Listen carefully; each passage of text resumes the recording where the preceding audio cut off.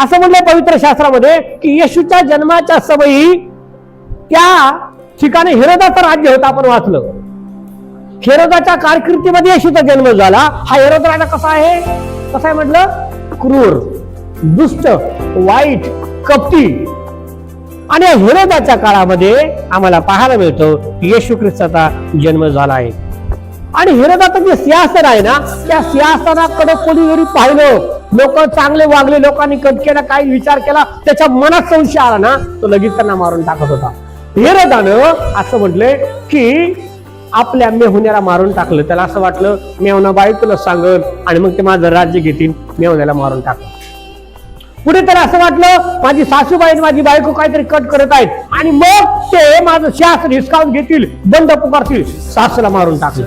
मग असं म्हणलंय तर हेरोदानं आणखी पुढं एवढ्या स्वर्थ थांबलं नाही, स्वतःच्या बायकोला पण काय केलं? मारून टाकलं. कारण तो कसा आहे? दुष्ट आहे. त्याच्या पुत्रांना त्यानं मारून टाकलं.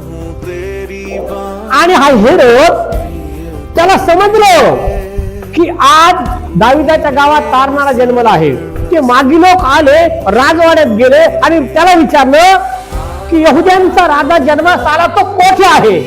कारण आम्ही तारा पाहून त्याला नमन करायला आलो. हेरोदाला स्वार्थ समजले की नाही? बोला हालेलुया. पवित्र शास्त्र आमच्याकडे आहे की नाही? आम्हाला स्वार्थ समजले की नाही? आमचं तारण झालं का नाही? सगळं माहीत असताना जर आम्ही देवापासून दूर जातो तर असं म्हटलंय की आमचं हृदय कोणासारखं आहे?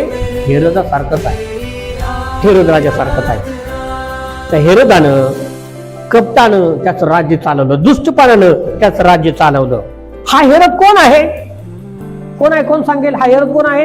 हेरोद सुद्धा हा अब्रामाचा वंशज आहे. आता तुम्ही म्हणता हेरोद कुठून अब्रामाकडे आला? त्याला कारण असं आहे, अब्रामाला इसाक झाला, इसाकाला याकोब झाला, एसाव झाला. एसावापासून एक राष्ट्र तयार झाला, आदमी राष्ट्र. आणि आदमी राष्ट्रामध्ये हेरोदाचा जन्म झाला. तो क्रूर राजा आहे.